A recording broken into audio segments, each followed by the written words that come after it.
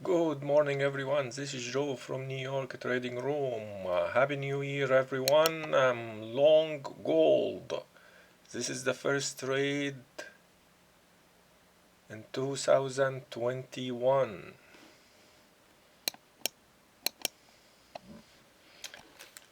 Long gold.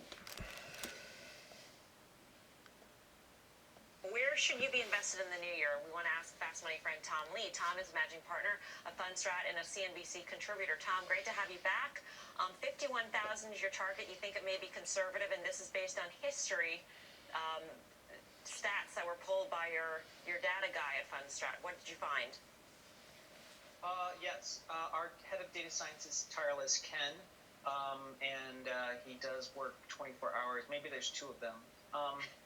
But what he looked at was two things. One is market performance after the S&P posts more than 27% gains, which is what happened last year, and the median return since 1938 is 16%. So that implies S&P 5600. And the second vector is midterm election years, and in years where the control is Democratic trifecta, which is what we have today, second half gains tend to be 16%.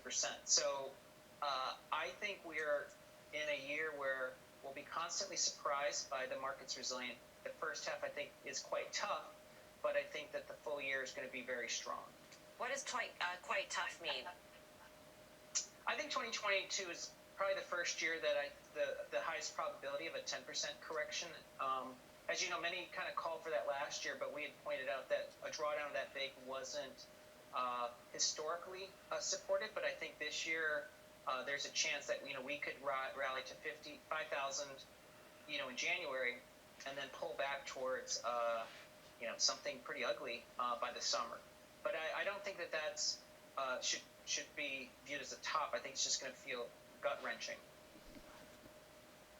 Kind of agree with your outlook here, and 5100 from here is not a far cry, but if we do have that pretty sharp sell-off that you think comes at some point this year, then it's a good rally off the lows.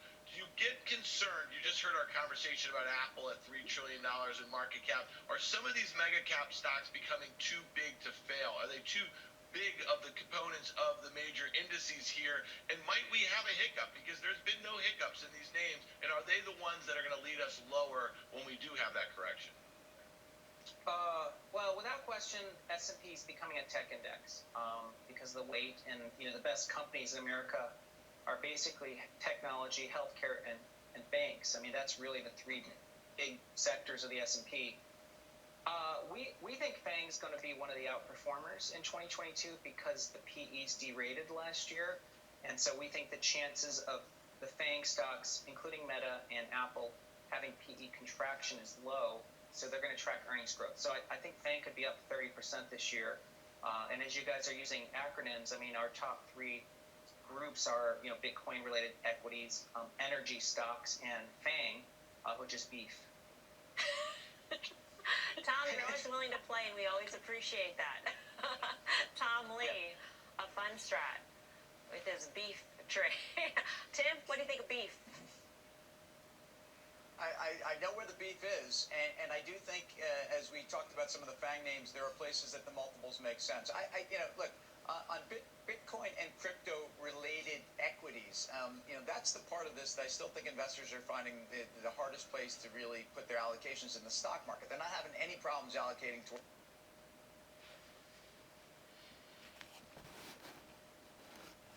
was flowing back and forth. And I do believe as a function of the wealth created there, the overall market is going higher. So if crypto's going higher, we know where the beef is, and the beef is certainly going to be in the market. An acronym within an acronym. I'm not sure if that's legal in acronym land, Dan, but what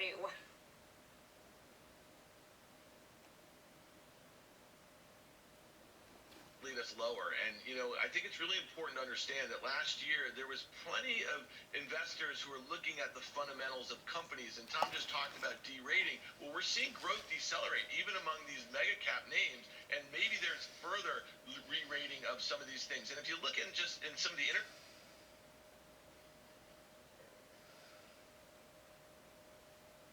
of other innovative technology names. We can look at the art complex that traded really poorly. So I think that comes to large cap land. I think the best case scenario for 2022 is that it happens earlier than later, because we don't want it really to steamroll. We want it to get some fear out of this market. And lastly, I'll just say this, back to Tim.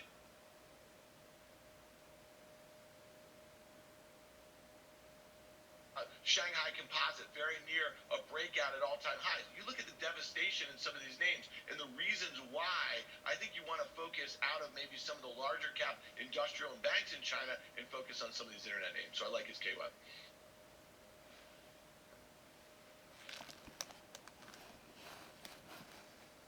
Davison is the co-founder and CEO of Sonder, which is trying to go public this month through a SPAC. Francis, great to have you with us. Your main competitor is Airbnb, VRBO, hotels, all of the above? Well, the way I describe Sonder is that we really are a hospitality disruptor. And what that means is that we offer a selection of beautifully designed hotels and apartments that you can stay in for a night, a week, as long as you'd like. And all the services are accessed through the Sonder mobile app. And so we actually run the properties ourselves using our homegrown technology, and that enables us to offer consistency, quality. So really, in a way, we're partnering with some of the Airbnbs and the VRBOs and Expedias and Booking.com, just like the hotel chains do. So what have you noticed in terms of booking trends with Omicron surging? Listen, it's looking that people want to travel. I think that's been the theme across the last 20 months, especially when we have the capacity to offer stays that are contactless, that are safer, using the mobile app as a way to get into the room and access services and so on. We've had a really strong performance versus the average hospitality company over the last 18 months as a result of our tech-forward nature and our capacity to really tap into stays that are a little bit longer, the digital nomads that are now having a little bit more flexibility of working from anywhere. And so at least from our perspective, it's looking really good. And frankly, the cases rising from Omicron, as we've seen in Delta, which is a pretty scary wave, the vaccines have really changed the game in terms of consumer behavior, and people are really eager to travel. Francis, thanks for joining us. You mentioned you're trying to go public through a SPAC. It's going to close soon. How does being public kind of advance some of the goals that you just talked about? And I believe that you guys have put out some results over the last 2 quarters, and we've had Delta, we've had Omicron. So you guys talk to us a little bit about the performance during these 2 variants and what you think for the balance of 2022 for your own business. Yeah, well, listen, we've exceeded expectations, and we've raised our forecast 2 times. Q3 results were up 155% on revenue versus 2020. So really, results that we're really excited to post. And that's despite, as you mentioned, headwinds when it comes to some of the turns that the virus has taken. And so we feel really, optimistic as a business. And frankly, this transition to the public markets is something that we've envisioned since the start. We want to build a business for generations to come. And we think that this is just the start, and accessing the public markets gives us the balance sheet really to lean into the recovery, despite the fact that there's some near-term uncertainty. We're not going to lie about that, but really having a strong balance sheet enables us to play offense. Francis, great to have you with us. Thanks for joining us. Francis Davidson of Sonder. Karen, in the travel sort of chain, where would you want to be? Airlines, hotels? I'm not even going to throw out cruise ships because I'm thinking that you're going to say no. But where would you want to be? I'm going to say no. All of them, tons of debt. For me, this sort of reopened trade, Live Nation, now a Dan name also, and Ulta. So I have no exposure. It's been a big miss on that recovery in all those names, airlines, hotels, cruises, but the balance sheet just kept me away. Yeah. Dan?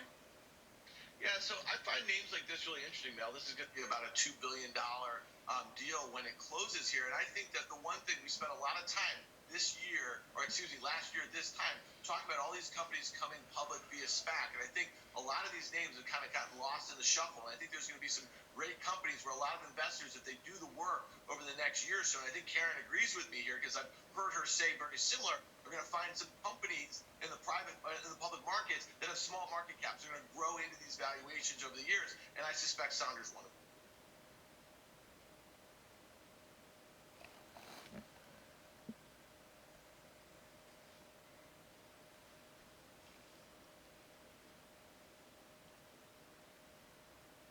I'm trying to close this with like $400 or something, so just be patient.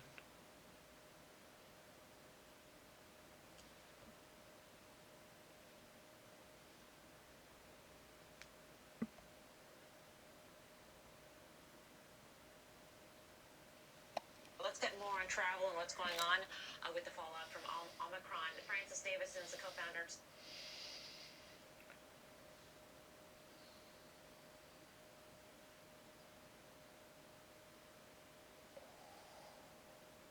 Last year, winners today. We want to know if one out there should stick with the same strategy in this new year, or if we should shake things up. Now, you might remember that we tasked our traders at the start of 2021 with coming up with the acronym they thought would rule the market that year. Tim's Rise, Rio Tinto, IWM, Schlumberger, and emerging markets. On average, that trade was up more than 9% last year. So, Tim, we go to you tonight. Do you stick with this, or do you mix things up? Well, I love mixing things up, Mel, so I have to mix things up. And I have a new acronym for 22. And the acronym would be LIVE, L-I-V-E, and that's a function of just the world we live in. I think people after 21 need to go out and live. But so let's break it down. The L in LIVE is Las Vegas Sands, and it's a bit of... If the market is strong, I will keep it. As soon the market starts coming back, I will close it right away. Okay, so just stand by. Of a coming out party for other hospitality stocks as well. But look, what happened to casinos in 2021 is a function of both Omicron, Delta variants, but also China and China-related travel immobility. Is devastating. The multiple is cut in half. So I think it's a great way to play what I think is going to be hospitality and coming out stocks. The I is for internet stocks, and that really are some of these high multiple stocks that were crushed in 2021, despite the fact that the internet story continues to be the great secular story of our time. But the most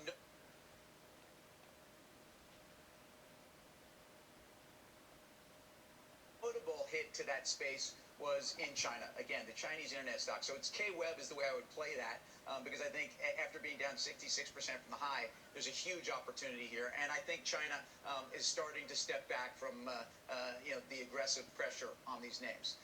The V is the VIX. And frankly, look, we all know there's going to be more Fed in 2022 and 2023. And to me, more Fed equals more volatility. And I think investors need to be selective about this because there's vol within vol. But owning volatility in 2022 is critical. And then the E is energy. You can close it if you want, or you can wait like me. So it's up to you. So I'm closing the trade very soon. Okay, just want to let you know. Let's see if it's gonna hit this black line or not. If not, I will close my trade.